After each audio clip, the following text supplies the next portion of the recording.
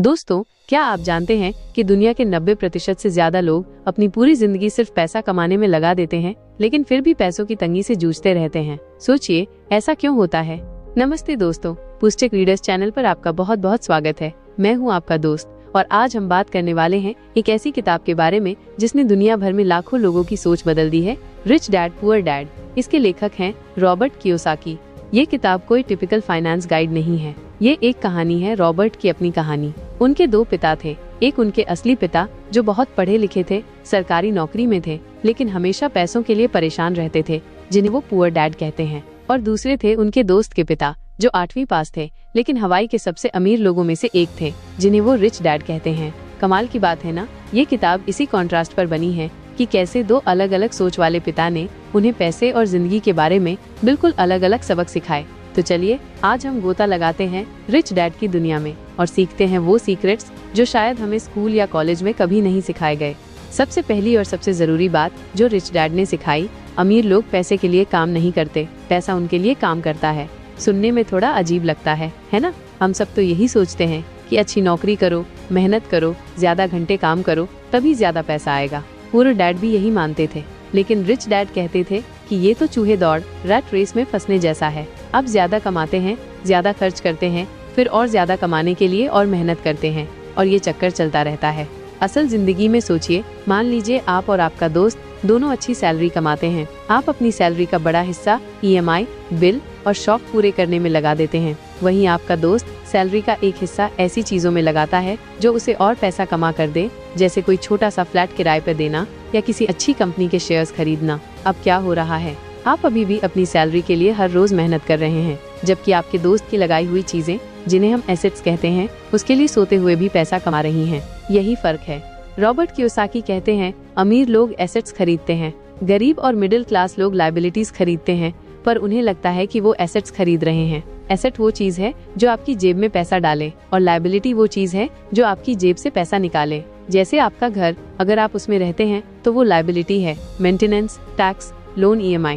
लेकिन अगर वही घर आप किराए पर दे दे तो वो एसेट बन जाता है। एक मजेदार बात बताऊं, एक स्टडी के मुताबिक दुनिया के ज्यादातर करोड़पति पहली पीढ़ी के होते हैं, यानी उन्होंने अपनी दौलत खुद बनाई है, विरासत में नहीं मिली। ये दिखाता है कि सही सोच और स्ट्रेटेजी से कोई भी अमीर बन सकता है। अगला बड़ा आइडिया है माइनस पैसे की समझ, यानी फाइनेंशियल लिटरेसी बढ़ाओ। रिच डैड कहते थे कि स्कूल हमें प्रोफेशनल बनना सिखाते हैं, पर पैसे को मैनेज करना नहीं सिखाते। हमें अकाउंटिंग, इन्वेस्टिंग, मार्केट की बेसिक समझ होनी चाहिए। ये जानना जरूरी है कि पैसा काम कैसे करता है। जैसे मान लीजिए आपको बिजनेस करना है, आपको सिर्फ प्रोडक्ट बनाना या सर्विस देना ही नहीं आना चाहिए, बल्कि ये भी पता होना चाहिए कि प्रॉफिट कैसे कैलकुलेट होता है, टैक्स कैसे काम करते हैं, कैश फ्लो क्या होता है। अगर आपको ये नंबर्स समझ नहीं आते तो आप अपने पैसे को कंट्रोल नहीं कर सकते। रॉबर्ट बताते हैं कि उनके पुअर डैड हमेशा कहते थे, पैसे के बारे में बात करना ठीक नहीं है, या पैसे से प्यार करना बुरी बात है। वहीं रिच डैड कहते थे, पैसे की समझ न होना ही सारी बुराई की जड़ है। ये बिल्कुल वैसा ही है जैसे कोई कहे कि मुझे सेहत की परवाह नहीं, लेकिन फिर बीमार होने पर डॉक्टर के चक्कर काटे। पैसे को समझे बिना आप फाइनेंशियली हेल्दी नहीं रह सकते। तो अब तक हमने दो बातें सीखी। सिर्फ नौकरी से पैसा कमाना काफी नहीं, पैसे से पैसा कमाना सीखो, यानी एसेट्स बनाओ। पैसे की भाषा समझो, यानी फाइनेंशियल लिटरेसी हासिल करो। अब चलते हैं तीसरे पॉइंट पर, अपने काम से काम रखो, माइंड योर ओन बिजनेस। इसका मतलब ये नहीं कि दूसरों से मतलब न रखो, इसका मतलब है कि अपनी नौकरी या प्रोफेशन के साथ साथ अपना खुद का बिजनेस भी खड़ा करो। और यहाँ बिजनेस का मतलब है आपका एसेट कॉलम। सोचिए, एक डॉक्टर है जो क्लिनिक चलाता है, माइनस ये उसका प्रोफेशन है, लेकिन अगर वो अपनी कमाई से स्टॉक मार्केट, रियल एस्टेट या कोई साइड बिजनेस में इन्वेस्ट करता है तो वो उसका बिजनेस है, यानी उसके एसेट्स। रिच डैड कहते हैं कि आपकी नौकरी आपकी जरूरतें पूरी कर सकती है, लेकिन अमीर आपको आपके एसेट्स ही बनाएंगे। मैं एक दोस्त को जानता हूँ जो एक मल्टीनेशनल कंपनी में जॉब करता है, अच्छी सैलरी है, सब बढ़िया है, लेकिन वो वीकेंड पर ऑनलाइन कोर्सेज बेचता है जो उसकी स्किल से जुड़े हैं। धीरे धीरे उसका ये साइड काम इतना बढ़ गया कि अब उसकी ऑनलाइन कमाई उसकी सैलरी से ज्यादा है। उसने अपनी जॉब नहीं छोड़ी, लेकिन उसने अपना बिजनेस खड़ा कर लिया है। एक दिलचस्प फैक्ट, अमेज़न के फाउंडर जेफ बेजोस ने एक गैराज से शुरुआत की थी। वो किताबें ऑनलाइन बेचते थे, ये उनका साइड बिजनेस था, जबकि शायद वो उस वक्त कुछ और भी कर रहे होंगे। आज देखिए वो कहाँ हैं। रॉबर्ट कियोसाकी का एक फेमस कोट है, आपकी असली दौलत ये नहीं कि आप कितना कमाते हैं, बल्कि ये है कि आप कितना बचाते हैं और उस पैसे को कितनी मेहनत से अपने लिए काम पर लगाते हैं। चौथा पॉइंट, थोड़ा टेक्निकल लग सकता है पर बहुत जरूरी है। माइनस टैक्स और कॉर्पोरेशन की ताकत को समझो। रिच डैड समझाते थे कि अमीर लोग टैक्स कानूनी तरीकों से बचाते हैं, जबकि सैलरी पाने वाला व्यक्ति पहले टैक्स देता है फिर खर्च करता है। अमीर लोग अपनी कंपनी कॉर्पोरेशन के जरिए पहले खर्च करते हैं बिजनेस एक्सपेंस के तौर पर और फिर बचे हुए प्रॉफिट पर टैक्स देते हैं। ये एक बड़ा एडवांटेज है। इसे ऐसे समझे, मान लीजिए आप नौकरी करते हैं और आपको कार चाहिए। आप अपनी सैलरी जिस पर टैक्स कट चुका है से कार खरीदेंगे और उसकी EMI भरेंगे। लेकिन अगर आपकी अपनी कंपनी है और कार आपके बिजनेस के लिए जरूरी है तो कंपनी कार खरीद सकती है। उसके खर्चे petrol, maintenance, loan business expense में दिखा सकती है, जिससे आपका टैक्सेबल प्रॉफिट कम हो जाता है। ये बस एक छोटा सा उदाहरण है कि सिस्टम कैसे काम करता है। ये सुनकर शायद आपको लगे कि अरे ये तो बड़े लोगों के चोचले हैं, लेकिन रॉबर्ट कहते हैं कि ये नियम सबके लिए हैं, बस हमें इनकी जानकारी होनी चाहिए। जैसे क्या आप जानते हैं कि दुनिया के कई देशों में इन्वेस्टमेंट से होने वाली कमाई जैसे डिविडेंड या कैपिटल गेन पर सैलरी इनकम के मुकाबले कम टैक्स लगता है। ये इसलिए ताकि लोग इन्वेस्ट करने के लिए प्रोत्साहित हों। तो पिछले 2 पॉइंट्स का क्विक रिकैप। अपनी नौकरी के साथ अपना एसेट बनाने वाला बिजनेस खड़ा करो। टैक्स और कॉर्पोरेट स्ट्रक्चर के फायदों को समझो और इस्तेमाल करो। 5वां आइडिया थोड़ा हटके है। अमीर लोग पैसा ईजाद करते हैं, द रिच इन्वेंट मनी। इसका मतलब ये नहीं कि वो नोट छापते हैं, इसका मतलब है कि वो मौके पहचानते हैं और उन मौकों से पैसा बनाते हैं जहां दूसरों को कुछ नहीं दिखता। इसके लिए फाइनेंशियल इंटेलिजेंस और हिम्मत चाहिए।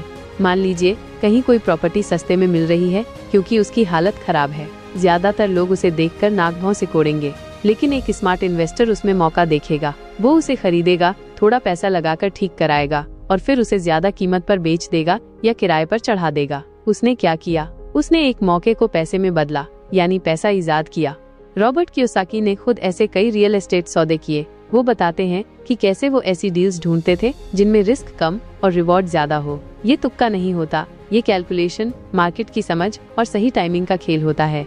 एक फन फैक्ट, क्या आपको पता है कि मोनोपोली गेम असल में इकोनॉमिक्स सिखाने के लिए बनाया गया था? ये दिखाने के लिए कि कैसे प्रॉपर्टी खरीदना और रेंट कमाना वेल्थ बढ़ाता है। रिच डैड भी रॉबर्ट को बचपन में यही गेम खिलाते थे। 6वां पॉइंट है, पैसे के लिए काम मत करो, सीखने के लिए काम करो। Work to learn, don't work for money.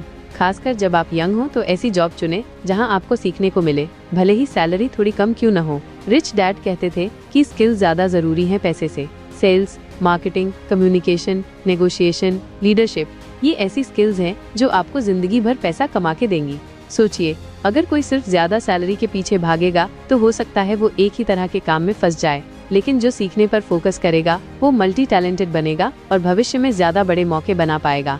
Robert ने खुद सेल्स में काम किया, सिर्फ इसलिए ताकि वो बेचने की कला सीख सकें, क्योंकि उन्हें पता था कि हर बिजनेस में ये स्किल काम आती है। कभी कभी लगता है ना यार, इस जॉब में सैलरी कम है, छोड़ देता हूँ। लेकिन छोड़ने से पहले सोचिए, क्या आप यहाँ कुछ ऐसा सीख रहे हैं जो आपको लॉन्ग टर्म में करोड़ों कमा के दे सकता है, जैसे पब्लिक स्पीकिंग स्किल या टीम मैनेजमेंट स्किल। रॉबर्ट कहते हैं, सबसे शक्तिशाली एसेट हमारा दिमाग है। अगर इसे अच्छी तरह ट्रेन किया जाए तो ये जबरदस्त दौलत बना सकता है। आखिरी 2 पॉइंट्स का रिकैप। मौके पहचान कर पैसा बनाना सीखो, यानी पैसा ईजाद करो। शुरुआत में सीखने पर फोकस करो, स्किल्स बनाओ, पैसा खुद आएगा। और आखिर में रिच डैड बताते हैं कुछ रुकावटें जिन्हें पार करना जरूरी है अमीर बनने के लिए। ये है माइनस डर, पैसा खोने का डर, सिनिसिज्म, नकारात्मक सोच, ये मुझसे नहीं होगा, आलस, आज नहीं कल करूँगा, बुरी आदतें, खर्च करने की लत और एरोगेंस, अहंकार, मुझे सब पता है। इन पर काबू पाना उतना ही जरूरी है जितना फाइनेंशियल नॉलेज हासिल करना। तो दोस्तों, ये थे रिच डैड पुअर डैड के कुछ सबसे दमदार आइडियाज। चलिए एक बार फटाफट देख लेते हैं 5 सबसे जरूरी बातें जो हमने सीखी। सिर्फ पैसे के लिए काम मत करो, ऐसा सिस्टम बनाओ कि पैसा आपके लिए काम करे। एसेट्स खरीदो। फाइनेंशियल लिटरेसी यानी पैसे की समझ बढ़ाओ, ये सबसे जरूरी स्किल है। अपनी नौकरी के साथ साथ अपने एसेट कॉलम पर ध्यान दो, यही आपका असली बिजनेस है। सीखने के लिए काम करो, न कि सिर्फ पैसे के लिए। स्किल्स आपको अमीर बनाएंगी। अपने डर, आलस और नेगेटिव सोच पर काबू पाओ। दोस्तों, ये प्रिंसिपल सुनने में शायद आसान लगे, लेकिन इन्हें अपनी जिंदगी में उतारना ही असली चैलेंज है। पर यकीन मानिए, अगर आप इन बातों पर अमल करना शुरू करते हैं, छोटे छोटे कदम उठाते हैं, तो आपकी फाइनेंशियल लाइफ में चमत्कारी बदलाव आ सकते हैं। ये किताब सिर्फ पैसे के बारे में नहीं, ये जिंदगी जीने के एक अलग नजरिए के बारे में है। उम्मीद है आपको आज की ये बातचीत पसंद आई होगी। अगर हाँ, तो प्लीज पुस्तक रीडर्स चैनल को सब्सक्राइब जरूर कीजिएगा और उस बेल आइकन को भी दबा दीजिएगा ताकि आप हमारी अगली बुक समरी मिस न करें। आपका एक सब्सक्राइब हमें बहुत हिम्मत देता है। आप अगली कौन सी किताब की समरी सुनना चाहेंगे? नीचे कमेंट्स में जरूर बताइए। हमें आपके सुझावों का इंतजार रहेगा। और जाने से पहले एक बार फिर वो गोल्डन रूल्स याद कर लेते हैं। एसेट्स बनाओ, लायबिलिटीज नहीं। फाइनेंशियल IQ बढ़ाओ, अपने एसेट कॉलम पर फोकस करो। सीखने को प्राथमिकता दो, डर और आलस को जीतो। अपना कीमती समय देने के लिए बहुत बहुत शुक्रिया। मिलते हैं अगले वीडियो में एक नई किताब और नई सोच के साथ। तब तक पढ़ते रहिए, सीखते रहिए।